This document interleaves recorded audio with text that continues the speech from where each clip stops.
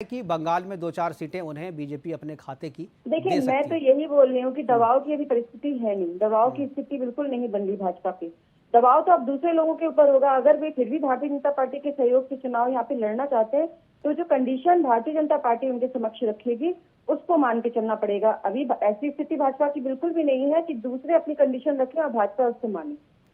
बिल्कुल, ये बात तो ज़ाहिर है कि बंगाल में अगर आप देखें तो जितनी भी एनडीए की दूसरे घटक दल हैं, उससे काफ़ी अच्छी स्थिति में, काफ़ी मजबूत स्थिति में बीजेपी है। और ऐसे में कोई अगर घटक दल का दूसरा सहयोगी अगर बंगाल में आता है, तो वो जी बीजेपी के सहारे ही आएगा और बीजेपी की दया दृष्टि से ही वो 2-4-5 सीटें जो हैं उन्हें मिल सकती है। तो कम से कम आप इस बात को स्वीकार करती है कि बीजेपी ने अपने दरवाजे खोल के रखा हुआ है, एक बड़े दिल से फैसला करेगी। अगर कोई जी दूसरे बिल्कुल। घटक दल उनके सामने आते हैं, सीटों की बातचीत करते हैं, तो वो खुले दिल से इसका फैसला करेगी। जी बिल्कुल, क्योंकि ये हमारे सारे सहयोगी दल हैं और भाजपा इनके साथ में वर्षों से जो है सरकार चला रही है।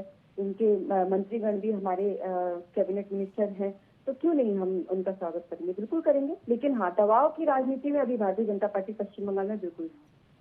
नहीं, दबाव की बात नहीं, 75 सीट पे 75 सीटों की डिमांड उन्होंने नहीं की है।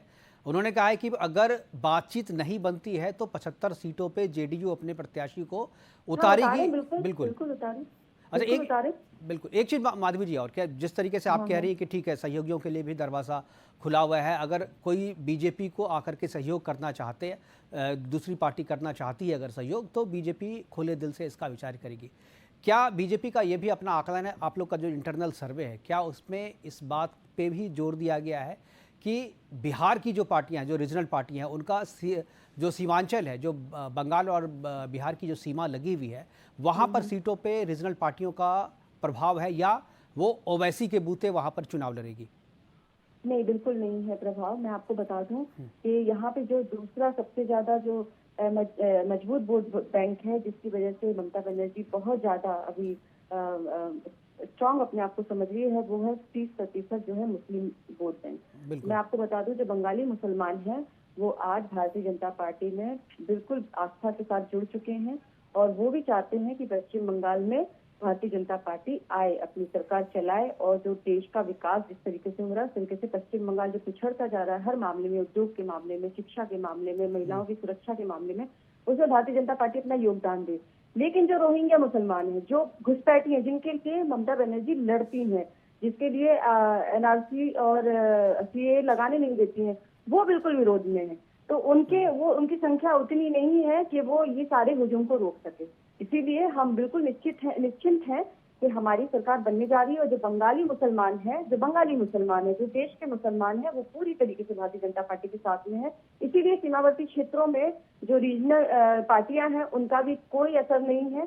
केवल भारतीय जनता पार्टी का पूरा पूरा जो है असर अभी पश्चिम बंगाल में आपको देखने को मिलेगा। तो माधवी जी, ये जो असदुद्दीन ओवैसी का बंगाल में जिस तरीके से फैसला किया उन्होंने चुनाव लड़ने का, क्या आपको लगता है कि अगर ओवैसी की पार्टी जो है वहाँ अगर सक्रियता बढ़ती है उनकी, अगर वो मजबूती से चुनाव लड़ते हैं, तो इसका फ़ायदा बीजेपी को होगा?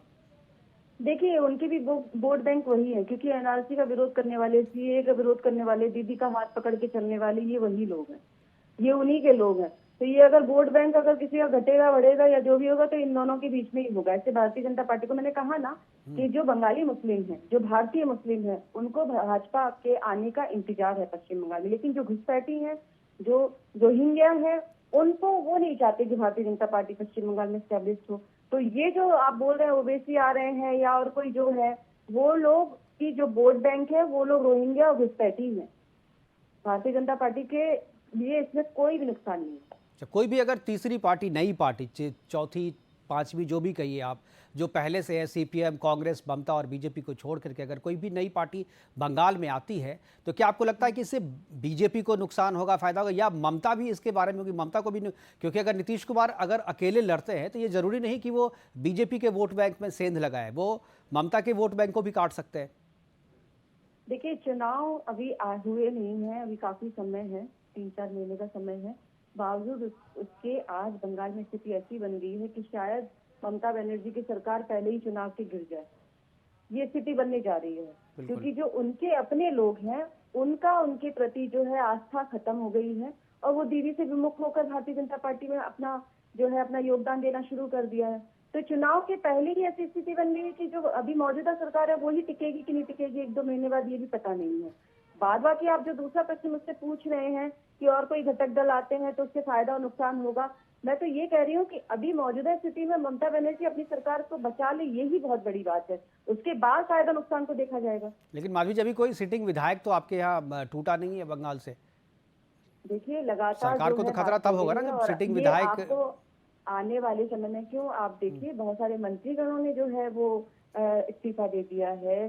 शुभेंदु अधिकारी जो है वो आ रहे हैं और उनके साथ 70 विधायक जो है वो आ रहे हैं। इसके पहले भी सभी साथी जो है वो आ चुके हैं।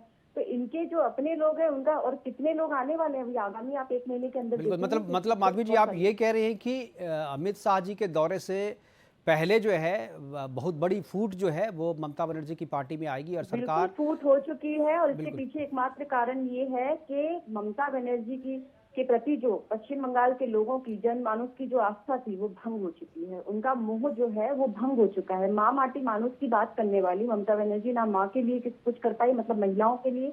महिलाएं इतनी ज्यादा सुरक्षित हो गई इस बंगाल के अंदर में, ना माटी के लिए कुछ कर पाई, क्योंकि जिन किसानों का नाम लेकर उन्होंने अपने आप को यहाँ पर एस्टेब्लिश किया, उन किसानों के लिए सिंगुर की आज तक वो जो है स्थिति वैसी की वैसी बनी हुई, इस पे कोई निर्णय नहीं दिया गया। और ना ही मानुस के लिए जो जनमानुस है, लोकल लोग हैं, बिल्कुल उनके लिए भी कुछ नहीं जो कर पाई। क्योंकि आप देखिए कि जिस तरीके से कोरोना फैला और उसमें जिस तरीके से धांधली मची है और लोगों को जिस तरीके से अनदेखी की गई है उनके स्वास्थ्य के साथ में चिकित्सा बिल्कुल स्थिति बिल्कुल में जो बिल्कुल अवस्था माधवी बनी जी, है उससे लोगों का भंग हो चुका है। बिल्कुल बिल्कुल आपके हिसाब से ममता से लोगों का मोह जो है वो भंग हो चुका है। फिलहाल हमसे जुड़ने के लिए और अपनी बात रखने के लिए आपका बहुत बहुत धन्यवाद। माधवी जी थी, काफ़ी खुले दिल से कह रही थी और पूरी बात उन्होंने काफ़ी विस्तार से हमारे साथ साझा की है।